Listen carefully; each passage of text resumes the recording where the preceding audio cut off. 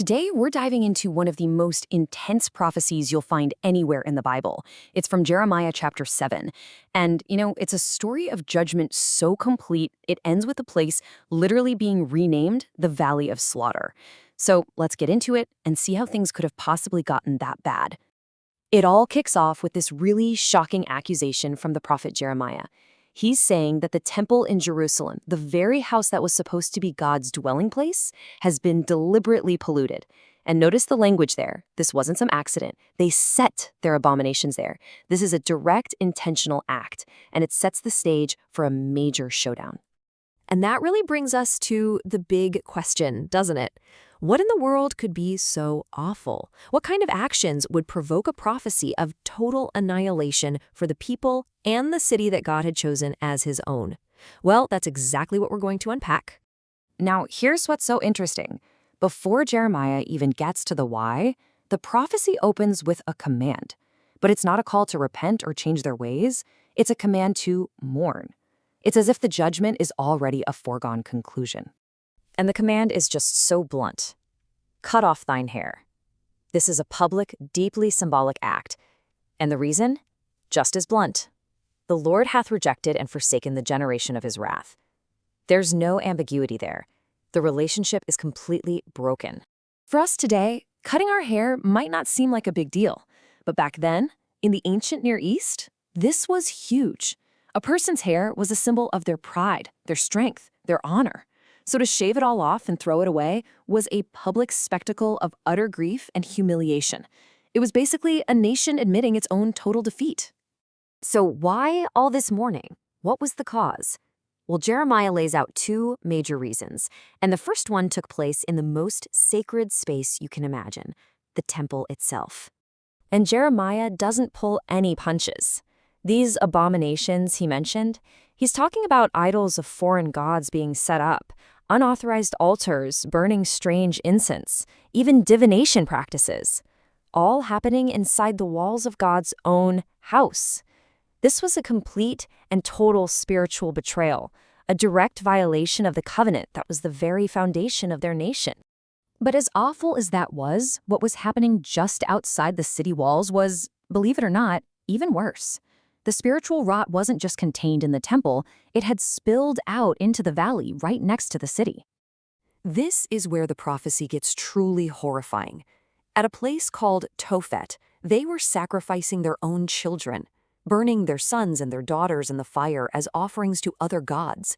And the text adds this absolutely heartbreaking little note, which I commanded them not, as if to say this is the absolute opposite of who God is. So what exactly was this place, Tophet? Well, it was a specific spot in the Valley of Hinnom, which is just south of Jerusalem. It became notorious as the center for this horrific ritual, often linked to a pagan deity named Moloch. And the scary part is, this wasn't some faraway practice they heard about. It was happening right on their doorstep. And the sheer horror of what happened here left a permanent scar. The valley's name, Hinnom, or Gehinnom in Hebrew, is where we get the word Gehenna. In later Jewish and Christian thought, Gehenna became the word for hell itself, a place of fiery final judgment. The memory of this sin literally shaped the concept of damnation. Okay, so how does the punishment fit a crime this terrible? Jeremiah's prophecy lays out a judgment that is a direct, poetic, and frankly terrifying mirror image of the people's sin. What we see is this incredible divine reversal. The very valley they chose for these unspeakable sacrifices, the Valley of Hinnom, is going to be transformed. It's going to be renamed the Valley of Slaughter, because it's where their own dead will be piled up. The prophecy makes it crystal clear. The name Tophet is going to be wiped out, replaced by the Valley of Slaughter. And why?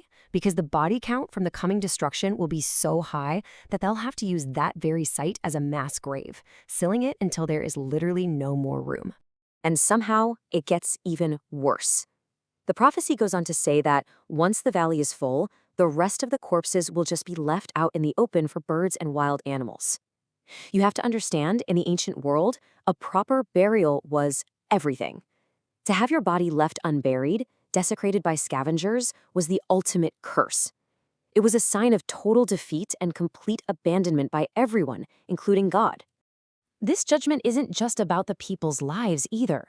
It extends to the entire society. The prophecy ends with this haunting image of the entire land just falling silent.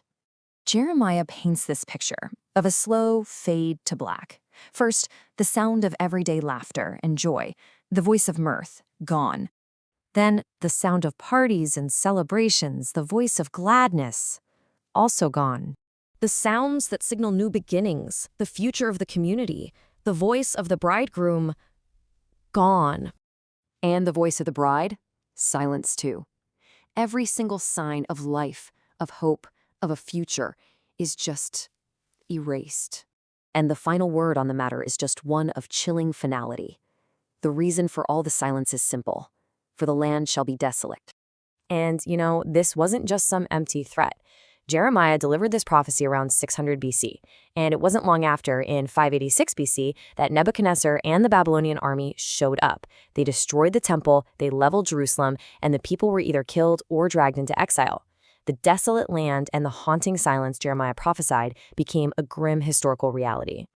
So it really leaves us with a heavy question to think about. When the very symbols of faith become corrupted from the inside, and when the sanctity of human life itself is abandoned, what form does justice have to take to restore any sense of meaning?